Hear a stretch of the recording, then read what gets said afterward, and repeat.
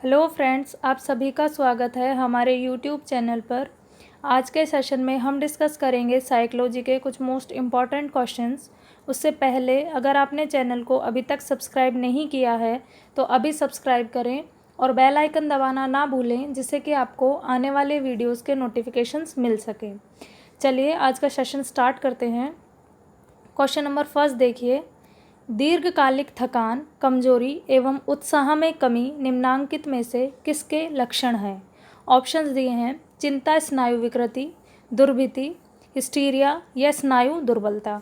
तो यहाँ पे हमें कुछ लक्षण दिए हैं जिसमें है थकान, कमजोरी और उत्साह में कमी। तो हमें पूछा है कि जो नीचे 4 ऑप्शन है उसमें से ये किसके लक्षण हैं। तो ये सारे लक्षण हैं आपके ऑप्शन नंबर 4 स्नायु दुर्बलता मीन्स न्यूरोएस्थीनिया। तो यहाँ पे आपका ऑप्शन नंबर 4 करेक्ट हो जाएगा। नेक्स्ट क्वेश्चन, कक्षा में सृजनात्मक और प्रतिभाशाली बच्चों के लिए आवश्यक हस्तक्षेप निर्भर करता है। ऑप्शंस दिए हैं उन्हें अतिरिक्त समय दिए जाने पर, उनके प्रति स्नेही होने के नाते पर, उन्हें अन्य बच्चों को पढ़ाने की जिम्मेदारी देने पर या शिक्षक द्वारा अनुकूलित और प्रेरक निर्देशन तरीकों के उपयोग पर। तो यहाँ हमें पूछा है कि अगर आपकी क्लास में क्या है, सृजनात्मक और प्रतिभाशाली बच्चे हैं तो उनके लिए आवश्यक जो हस्तक्षेप है वो किस बात पर आपका निर्भर करेगा। तो यहाँ पे जो ऑप्शन नंबर 4 है वो बिल्कुल करेक्ट है कि शिक्षक द्वारा जो अनुकूलित और प्रेरक जो निर्देशन होंगे, उनके तरीके होंगे, उनका जो उपयोग होगा वो क्या होगा, वहाँ पे आवश्यक हस्तक्षेप उन पे निर्भर करेगा। ऑप्शन नंबर 4 आपका करेक्ट हो जाएगा। नेक्स्ट क्वेश्चन, बच्चों में प्रतिभाशालीता किसके कारण हो सकती है? ऑप्शन दिए हैं एक संसाधन समृद्ध वातावरण, सफल माता पिता, एक अनुशासित दिनचर्या या आनुवांशिकता और वातावरण के बीच एक अंतःक्रिया। तो यहाँ पे बात हुई है कि किसी भी बच्चे में प्रतिभाशालीता जो होती है आपकी वो किस चीज़ के कारण हो सकती है।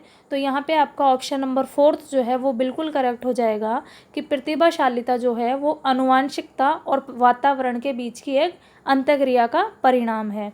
क्योंकि क्या होता है, जो आनुवांशिकता है अपनी हेरिडिटी, वो क्या करेगी, बच्चे की जो बुद्धि है उस पर इसका बहुत ज़्यादा असर होगा। क्योंकि हमें क्या होगा, बुद्धि जो होती है बच्चे की वो किससे मिलती है, आनुवांशिकता से मिलती है। और उसके बाद जो उसका क्या होगा, डेवलपमेंट होगा, विकास होगा, वो किस पर निर्भर करेगा, वातावरण पे। तो जो प्रतिभाशालीता है वो टोटली डिपेंडेंट किस पे हो गई, आनुवांशिक और आपका वातावरण पे। ऑप्शन नंबर 4 करेक्ट है। नेक्स्ट क्वेश्चन, निम्नलिखित में से कौन मानसिक स्वास्थ्य विज्ञान का लक्ष्य नहीं है?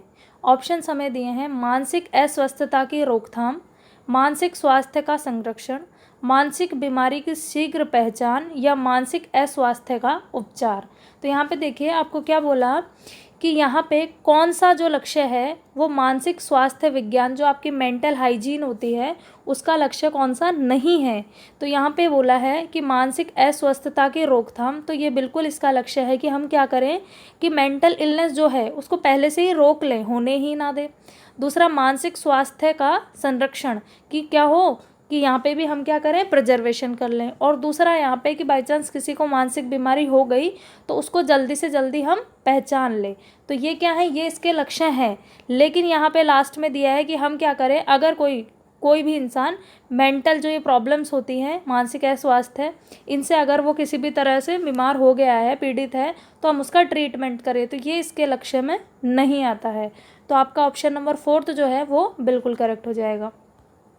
नेक्स्ट क्वेश्चन, सोनी हवाई जहाज़ पर चढ़ने से डरती है, परंतु उसकी अनुमति से चिकित्सक उसे हवाई जहाज़ पर अपने साथ बैठाकर एक लघु यात्रा पर उड़ान भरते हैं और इस तरह से उसे प्रत्यक्ष रूप में सबसे अधिक डर उत्पन्न करने वाली परिस्थिति के साथ समायोजन में मदद करते हैं। सोनी का यह अनुभव निम्नांकित में से किस उपचार योजना का उदाहरण है? ऑप्शन हमें दिए हैं क्रमबद्ध असंवेदीकरण, विरुचि चिकित्सा, सामाजिक सीखना चिकित्सा या फ्लडिंग। तो यहाँ पे आप देखिए हमें एक कंडीशन दी गई है कि क्या है, कोई लड़की है, उसे हवाई जहाज़ पर चढ़ने से बहुत ज़्यादा डर लगता है, लेकिन डॉक्टर ने क्या करा कि उसे हवाई जहाज़ पर अपने साथ बिठा लिया और एक यात्रा करी, उड़ान भरी। तो अब ये जो एग्जाम्पल है आपका पूरा, ये किसका है? तो यहाँ पे जो ऑप्शन नंबर 4 जो है आपका, फ्लडिंग, वो बिल्कुल सही है। ये क्या है कि ये आपकी फ्लडिंग थेरेपी होती है। इसमें क्या होता है कि कोई भी एक इंसान है, उसको किसी भी एक चीज़ से फ़ोबिया है। जैसे कि यहाँ पे इस लड़की को फ़ोबिया किस चीज़ से है? हवाई जहाज़ पर चढ़ने से, वो उस पर चढ़ने से डरती है। तो हम इसके अंदर क्या करेंगे, इस थेरेपी में क्या करेंगे कि जिस चीज़ से उस इंसान को डर लगता है, फ़ोबिया है, हम उसे ग्रेजुअली मतलब धीरे धीरे उसका इलाज ना करके एक तरह से हम क्या करेंगे कि जो एक्सट्रीम कंडीशन जो हो सकती है, फ्राइटनिंग जो सिचुएशन हो सकती है, उसमें हम उस इंसान को लेके जाएंगे। जैसे कि यहाँ पे क्या बोला था, वो लड़की चढ़ने मात्र तक से डरती है। तो आप सोचिए, जो चढ़ने से डरती है उसको आप सीधा अगर आप उड़ान कराने के लिए लेके जाओगे तो उसके लिए कितनी बड़ी बात हो जाएगी यहाँ पे। तो हमने क्या करा, ग्रेजुअली ना करके अचानक से उसे क्या कर दिया, उस जिस चीज़ से उसे फोबिया था वही कंडीशन हमने क्रिएट करी। इसका एक एग्जाम्पल हम ऐसे भी ले सकते हैं कि कोई इंसान है, उसे क्या है, कुत्तों से डर लगता है, डॉग से उसे फोबिया है। तो हम क्या कर सकते हैं कि उसे क्या करा, एक ऐसे रूम में बंद किया जहाँ पे बहुत सारे डॉग हमने रख दिए। तो ये क्या हुआ, हमने धीरे धीरे समाधान ना करके अचानक से उसे एक एक्सट्रीम कंडीशन में भेज दिया। तो इसी को क्या कहते हैं, फ्लडिंग थेरेपी कहते हैं। ऑप्शन आपका 4th करेक्ट हो जाएगा। नेक्स्ट क्वेश्चन, सामान्य छात्रों के साथ साथ वंचित समूहों के छात्रों को दी जाने वाली शिक्षा का प्रकार निम्न कहलाता है। ऑप्शंस हैं समावेशी शिक्षा, अनन्य शिक्षा, विशेष शिक्षा या एकीकृत शिक्षा। तो यहाँ पे जो बात हुई है वो हुई है आपके ऑप्शन नंबर 1 समावेशी शिक्षा की, जिसके अंतर्गत क्या होता है कि सामान्य छात्र, वंचित जो समूह है उनके साथ या किसी भी प्रकार का कोई भी जो बच्चा होगा उसको स्कूल में शिक्षा दी जाएगी। और आजकल जो हमारा कॉन्सेप्ट चल रहा है वो बिल्कुल समावेशी शिक्षा पे ही चल रहा है। तो आपका ऑप्शन नंबर 1 जो है वो बिल्कुल करेक्ट हो जाएगा। क्वेश्चन नंबर 7, जब कोई व्यक्ति बार बार अपने कमरे पर ताला मजबूती से बंद करने के बाद भी अपने किसी मेहमान के साथ दूर तक जाने के बाद फिर बार बार लौटकर जांचे तो इसे क्या कहा जाएगा? ऑप्शंस दे रखे हैं, दुश्चिंता प्रतिक्रिया, बाध्यता प्रतिक्रिया, रूपांतर प्रतिक्रिया या दुर्विधि प्रतिक्रिया। यहाँ पे देखिए कंडीशंस क्या दी हमें कि कोई भी व्यक्ति है वो क्या कर रहा है कि उसने बार बार अपने जो कमरे का ताला है उसको मजबूती से बंद किया है, लेकिन क्या हुआ, जैसे ही वो किसी के साथ थोड़ी दूरी तक गया तो थोड़ी दूरी तक जाने के बाद उसे वापस से ऐसे ख्याल आए मन में कि ताला ढंग से बंद हुआ कि नहीं हुआ, पता नहीं खुला तो नहीं रहेगा। मतलब इस तरह से उसे कन्फ्यूज़न हो रहा है, उसे श्योरिटी नहीं है इस बारे में कि उसने ताले को बंद किया था या नहीं किया था, बल्कि वो कर चुका है। तो इस तरह की ये जो कंडीशंस दे रखी हैं, ये इन चारों में से कौन सी वाली प्रतिक्रिया आपकी है? तो यहाँ पे ये जो बात हो रखी है ये है आपका ऑप्शन नंबर 1 दुश्चिंता प्रतिक्रिया, जिसमें क्या होगा, एंजाइटी रिएक्शन। ये आपका होगा कि आपने वो काम किया तो है लेकिन क्या हुआ, आपको बहुत ज़्यादा चिंता हो गई उस बारे में। तो ऑप्शन नंबर 1 आपका करेक्ट हो गया। नेक्स्ट क्वेश्चन, एक छात्र 8 वर्ष का है, उसकी मानसिक आयु 12 वर्ष की है, उसकी बुद्धि लब्धि होगी। ऑप्शंस हमें दिए हैं 120, 75, 90 या 150। तो मैंने आपको पहले भी एक बार बताया था कि जो आपकी बुद्धि लब्धि होती है IQ, तो IQ का जो फॉर्मूला होता है वो होता है आपका, ऊपर तो आती है क्या, मानसिक आयु, उसके नीचे आपकी आएगी वास्तविक आयु। तो यहाँ पे इस बच्चे की हमें क्या दी है, वास्तविक आयु दी है, कितनी दी है, 8 साल। मानसिक आयु कितनी दी है, 12 साल। सॉरी, यहाँ पे मल्टीप्लाई बाय 100 भी होता है। तो 12 साल मानसिक आयु हो गई, नीचे वास्तविक आयु 8 हो गई, और गुणा में हम क्या कर देंगे, 100 कर देंगे। तो इसको काट देंगे जब हम, तो काटने के बाद क्या हो जाएगा, यहाँ मैंने 4 से काटा है, 4 2 8 और 4 3 12। उसके बाद इस 2 से 100 को काट दिया तो 50 बार, और उसको 5 को जब 50 को जब आप 3 से करेंगे तो 150। तो यहाँ पे जो आपके IQ की वैल्यू आई वो आई 150, मतलब कि आपका ऑप्शन नंबर 4 जो है वो बिल्कुल करेक्ट हो जाएगा। उसकी जो बुद्धि लब्धि है वो आपकी 150 आ जाएगी। नेक्स्ट क्वेश्चन, एक बालक की वास्तविक आयु 15 वर्ष है तथा मानसिक आयु 21 वर्ष है, तो उसकी बुद्धि लब्धि होगी। तो यहाँ पे आपको दिया है क्या, मैंने अभी बोला कि हम क्या करेंगे, IQ निकालने के लिए सबसे ऊपर लिखेंगे मानसिक आयु। तो मानसिक आयु कितनी दी है, 21 साल, 21 आ गया। नीचे क्या लिखेंगे, वास्तविक आयु जो हमें कितनी दी है, 15 साल, तो ये आ गया, और गुणा में हम क्या लेंगे, 100 लेंगे। तो यहाँ पे क्या कर सकते हैं, 3 पंजे 15 और 3 सत्ते 21, और इसको जब हम काटें 100 को 5 से तो ये आपका जाएगा 20 बार, और यहाँ से गुणा किया तो 7 दूनी 14, मतलब कि आपका क्या आया, 140। क्या आई, बुद्धि लब्धि आ गई 140। तो आपका ऑप्शन नंबर 1 जो है वो बिल्कुल करेक्ट हो गया यहाँ पे। नेक्स्ट क्वेश्चन, मानसिक आयु की अवधारणा को विकसित किया था। ऑप्शंस हैं स्टर्न, कैटल, बिने या टर्मन। तो यहाँ पे बात हुई किसकी, मानसिक आयु की, मेंटल एज जो होती है आपकी। तो इसके बारे में बताने वाले जो विद्वान थे वो थे आपके ऑप्शन नंबर 3 बिने, अल्फ्रेड बिने। ऑप्शन नंबर 3 करेक्ट हो जाएगा। नेक्स्ट क्वेश्चन, बुद्धि लब्धि संप्रत्यय विकसित किया। ऑप्शन दे रखे हैं बिने ने, रीड ने, टर्मन ने या कैटल ने।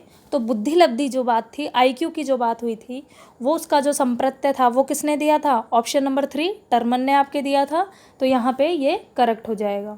नेक्स्ट क्वेश्चन, बुद्धि लब्धि या आईक्यू की अवधारणा दी गई थी। ऑप्शंस है बिने के द्वारा, स्टर्न के द्वारा, टर्मन के द्वारा या गैल्टन के द्वारा। तो यहाँ पे जैसे कि पिछले क्वेश्चन में था कि बुद्धि लब्धि का जो संप्रत्यय था वो हमें किसने दिया था, टर्मन ने। लेकिन इस क्वेश्चन में एक जो विवाद जो वाली जो बात है वो यहाँ क्या है कि जब ये क्वेश्चन आया था कि बुद्धि लब्धि या आईक्यू की अवधारणा दी गई थी, ये क्वेश्चन आया था आपके सीटेट में। तो इसमें जो इसका करेक्ट आंसर जो इन्होंने बताया वो आंसर की में इन्होंने डाला ऑप्शन नंबर 2 कि स्टर्न के द्वारा। बल्कि हमने आज तक क्या पढ़ा है कि बुद्धि लब्धि आईक्यू जो था उसके बारे में बताने वाले विद्वान का नाम क्या था, टर्मन। लेकिन यहाँ पे जो स्टर्न देने का जो रीज़न था वो ये था कि आपकी क्लास 12th की जो NCERT जो किताब है, NCERT जो है उसके अंदर इन्होंने बुद्धि लब्धि के साथ किसका नाम दिया गया है, स्टर्न का नाम दिया गया है।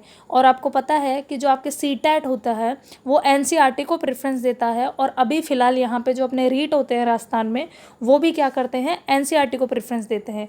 तो उसके अकॉर्डिंग आपका स्टर्न करेक्ट है। बट हम अगर और संदर्भ पुस्तकें देखेंगे तो सब जगह टर्मन का यहाँ पे उल्लेख आपको मिलेगा। तो इस क्वेश्चन पे वैसे देखा जाए तो बोनस मार्क्स मिल सकते थे, लेकिन वही है, अगर कोई बच्चा वहाँ पे जाके रिट लगाता है, क्वेश्चन को ऑब्जेक्शन करता है और अगर प्रूफ कर देता है तो ही ऐसे क्वेश्चंस पे बोनस मिलता है, वरना नहीं होता है।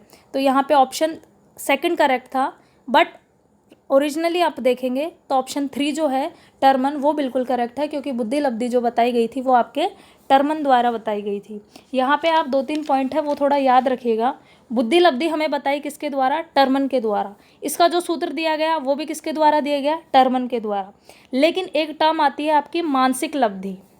मानसिक लब्धि, जो मानसिक लब्धि थी ये हमें बताई गई थी किसके द्वारा, स्टर्न के द्वारा। बुद्धि लब्धि नहीं, मानसिक लब्धि। उसके अलावा मानसिक आयु जो थी, आपके क्वेश्चन नंबर अभी आया था एक 10th शायद, तो मानसिक आयु जो है उसके बारे में हमें किसने बताया, बिने ने बताया। उसके अलावा बुद्धि परीक्षण जो थे वो भी किसने बताया, वो भी बिने ने बताया। तो ये चीज़ें हैं, आप कुछ याद रखिएगा। नेक्स्ट क्वेश्चन, किस बुद्धि लब्धि स्तर का बालक सामान्य बुद्धि वाला कहलाता है। ऑप्शंस हमें दिए हैं 70 to 79, 80 to 89, 90 to 109 या 110 to 119। तो यहाँ पे ये जो आपको टेबल सारणी जो दी गई है ऑप्शंस में, ये हमें दी है किसके अलावा, किसके द्वारा, मेरिल की जो सारणी थी उसके अकॉर्डिंग ये हमें दिया गया है। तो इसमें से ये बोला है कि जो आपका सामान्य बुद्धि वाला जो बालक होता है, एवरेज वाला, तो वो इन चारों में से कौन सा है। तो यहाँ पे ऑप्शन नंबर 3 जो है आपका 90 से लेके 109, तो मेरिल की जो सारणी है उसके अकॉर्डिंग 90 से लेके 109 वाला जो बालक है वो आपका सामान्य बुद्धि वाला बालक कहलाएगा। नेक्स्ट क्वेश्चन, 12 वर्षीय विद्यार्थी सोहन की बुद्धि लब्धि 75 है, उसकी मानसिक आयु वर्षों में क्या होगी। ऑप्शन दे रखे हैं 10, 8, 12 या 9। तो यहाँ पे हमें क्या बोला कि आईक्यू उसका दिया हुआ है, आईक्यू आपको किसका दिया हुआ है, 75 इसका दिया हुआ है बच्चे का। और यहाँ पे क्या बोला है कि उसकी जो वास्तविक आयु है आपकी वो आपको दे रखी है कितनी, वास्तविक जो आयु है वो आपको दे रखी है 12 साल। तो हमें क्या निकालना है, मानसिक आयु। तो मैंने आपको फॉर्मूला बताया था कि हम सबसे पहले यहाँ क्या रखते हैं, आईक्यू जो हमें गिवन है कितना 75। उसके बाद ऊपर क्या रखते हैं, मानसिक आयु जो हमें नहीं पता है, तो उसको आप ऐसे कैसे छोड़िए। वास्तविक आयु कितनी है 12, और गुणा में क्या आएगा आपका 100। तो जब हम इसे सॉल्व करेंगे तो ये क्या हो जाएगा, ये क्या हो जाएगा 75 जो यहाँ पे था उसके मल्टीप्लाई में आ गया आपका 12, 100 आ गया आपका नीचे, और यहाँ पे आपकी क्या रह गई, यहाँ पे आपकी क्या रह गई, मानसिक आयु रह गई। तो देखिए यहाँ मैं काट सकती हूँ इसको, 25 × 75 और 25 चौके 100, और ये 4 तिया 12, तो 3 तिया टोटल आपका जो आंसर आया वो क्या आया 9। तो मतलब कि इसकी जो मानसिक आयु है वो कितनी है आपकी, ऑप्शन नंबर 4 9 वर्ष होगी इसकी मानसिक आयु। नेक्स्ट क्वेश्चन, बुद्धि परीक्षण निर्माण के जन्मदाता हैं। ऑप्शंस दिए हैं levator, Francis Galton, William stern या अल्फ्रेड बिने। तो यहाँ पे ये क्वेश्चन मैंने अभी थोड़ी देर पहले ही आपको बताया था कि बुद्धि परीक्षण की जब बात होगी तो भी वो किसके द्वारा दिए गए थे, अल्फ्रेड बिने के द्वारा दिए गए थे। तो ऑप्शन नंबर जो आपका 4th है वो बिल्कुल करेक्ट ऑप्शन है। नेक्स्ट क्वेश्चन, जब किसी विद्यार्थी को रसायन शास्त्र एवं भौतिकी में से किसी एक को अपने अध्ययन विषय के रूप में चुनना पड़े, जबकि उसे दोनों ही विषय काफ़ी अरुचिकर एवं कठिन लगता हो, तो विद्यार्थी को इस मानसिक संघर्ष को रखा जाएगा। ऑप्शंस दिए हैं उपागम उपागम संघर्ष, परिहार परिहार संघर्ष, उपागम परिहार संघर्ष या दिव्य उपागम परिहार संघर्ष। बात यहाँ क्या हुई है कि एक बच्चा है, उसे यहाँ पे एक तो आपका केमिस्ट्री और एक आपका फिजिक्स, जो रसायन शास्त्र और भौतिकी जो है, उन दोनों में से उसे किसी भी एक को चूज़ करना पड़ेगा, किसके लिए, अपने अध्ययन विषय के लिए। लेकिन कंडीशन क्या है कि उसको दोनों ही क्या लगते हैं, काफ़ी अरुचिकर और कठिन लगते हैं। तो वो तो क्या चाहता है कि दोनों में से एक भी ना लूँ मैं, लेकिन चुनना तो पड़ेगा किसी भी एक को। तो ये जो आपका संघर्ष है ये क्या कहलाएगा, तो ये आपका ऑप्शन नंबर 2 जो है परिहार संघर्ष, मतलब अवॉइडेंस कॉन्फ्लिक्ट कहलाएगा। क्योंकि बात क्या हो रही है कि उसको तो दोनों ही अरुचिकर लगते हैं, दोनों ही कठिन लगते हैं, वो दोनों से ही बचना चाहता है। वो अलग बात है कि उसे किसी ना किसी एक को चुनना पड़ रहा है, लेकिन उसके हिसाब से देखा जाए तो दोनों से ही वो क्या चाहता है, बचना चाहता है। तो जब दोनों चीज़ों से ही आप बचना चाहोगे तो उसमें क्या होगा, परिहार संघर्ष आपका हो जाएगा। ऑप्शन नंबर 2 करेक्ट है। नेक्स्ट क्वेश्चन, निम्नलिखित समुच्चयों में से कौन एक जैविक अभिप्रेरकों का है। ऑप्शन दे रखे हैं भूख, प्यास, निद्रा एवं काम भावना, भूख, प्यास, निद्रा एवं आत्मसम्मान, प्यास, भूख, काम भावना एवं उपलब्धि, या भूख, प्यास, निद्रा एवं अनुमोदन। बात यहाँ की गई है कि नीचे जो आपको समुच्चय मीन्स जो सेट दिए गए हैं ऑप्शंस में, उनमें से जैविक अभिप्रेरक कौन से हैं। तो जैविक की जब बात होगी तो यहाँ पे ऑप्शन नंबर 1 जो है आपका वो बिल्कुल करेक्ट हो जाएगा, क्योंकि भूख, प्यास, निद्रा और जो काम भावना, ये चारों की चारों क्या है, जैविक अभिप्रेरक है। इनमें कुछ भी बाह्य नहीं है जो हमें समाज से मिले, जैसे कि आत्मसम्मान जो है ये आपका जैविक नहीं है। उपलब्धि की बात करें तो यहाँ पे ये जैविक नहीं है, और यहाँ पे अनुमोदन की बात करें तो ये जैविक नहीं है। तो इन तीनों ही ऑप्शंस में क्या हो रहा है, एक एक चीज़ ऐसी बता दी जो कि आपका जैविक अभिप्रेरक नहीं है। तो इसलिए ऑप्शन नंबर 1 आपका करेक्ट है। इसमें जो दिए गए हैं चारों वो आपके जैविक अभिप्रेरक हैं। नेक्स्ट क्वेश्चन, प्रोग्राम लर्निंग निम्नांकित में से किसके कार्य पर आधारित है। ऑप्शन दे रखे हैं आपके स्किनर, पियाजे, पावलोव या बंडूरा। तो यहाँ पे बात किसकी हुई है, प्रोग्राम लर्निंग की। प्रोग्राम लर्निंग मीन्स यहाँ पे क्या है, क्रमादेशित जो अनुदेशन होता है उसके बारे में बात की गई है कि वो जो था वो किसके कार्य पर आधारित है। तो ये है आपके ऑप्शन नंबर 1 स्किनर के कार्य के ऊपर आधारित है। ये बात करें जो आपके और ऑप्शंस दे रखे हैं तो पियाजे तो थे, पियाजे किसके लिए जाने जाते हैं, इन्होंने क्या दिया था, संज्ञानात्मक विकास का सिद्धांत दिया था।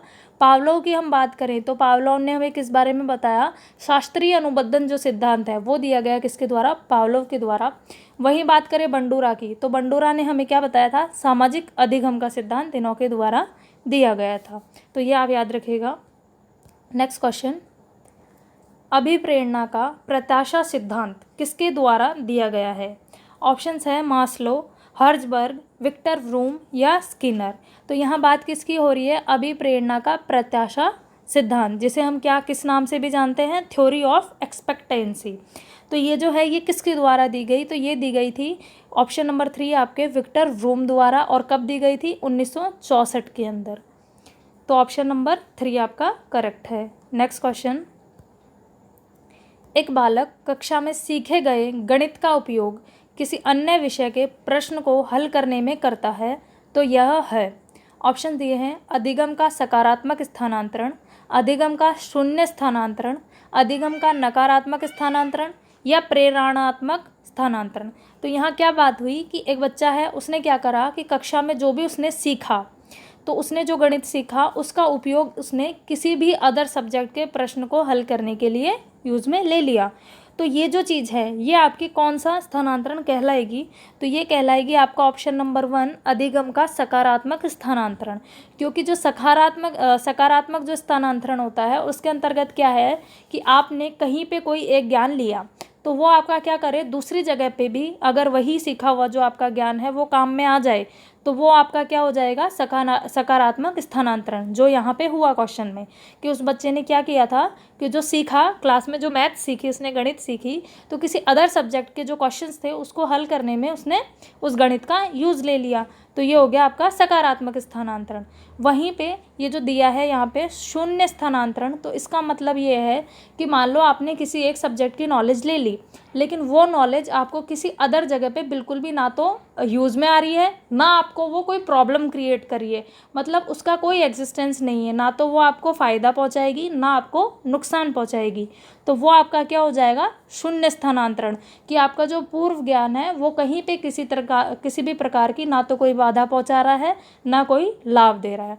बात करें नकारात्मक स्थानांतरण की, तो इसमें क्या हो जाएगा कि आपने कहीं किसी एक क्षेत्र में कोई ज्ञान ग्रहण किया, वो आपको क्या करे कि किसी अदर सब्जेक्ट या किसी अदर जो जगह है उस पर आपको बाधा डाले। जैसे कि मान लो किसी बच्चे को हिंदी की टाइपिंग आती है, तो उस बच्चे को जब वो इंग्लिश की टाइपिंग करेगा तो डेफिनेटली प्रॉब्लम क्रिएट होगी। तो वो एक तरह से क्या हो गया, उसके लिए नकारात्मक स्थानांतरण हो गया।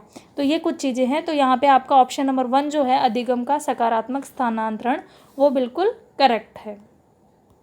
ये फ्रेंड्स लास्ट में क्वेश्चन ऑफ द डे आपके लिए, इसका जवाब आपको कमेंट बॉक्स में देना है। क्वेश्चन है, एक शिशु को पिता को अन्य पुरुषों से अंतर करने में समय लगता है, विकास का यह दृष्टिकोण निम्न सिद्धांत के कारण होता है।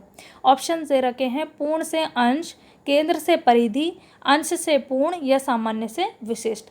तो यहाँ पे क्वेश्चन इस तरह से है कि क्या है, एक छोटा बच्चा जो अभी पैदा ही हुआ है, तो वो क्या करेगा कि वो अन्य जितने भी पुरुष हैं उनमें से मेरा पिता कौन सा है, इस बात में उसको अंतर करने में थोड़ा टाइम लगता है। तो ये वाली जो बात है विकास का, जो ये बात यहाँ दी हुई है दृष्टिकोण, तो ये कौन से सिद्धांत के अकॉर्डिंग ये हो रहा है, तो इसका जवाब आपको कमेंट बॉक्स में देना है। आज के वीडियो में फ्रेंड्स इतना ही। अगर आपको ये वीडियो पसंद आया हो तो चैनल को सब्सक्राइब ज़रूर करिएगा और वीडियो को लाइक करिएगा। Thank you.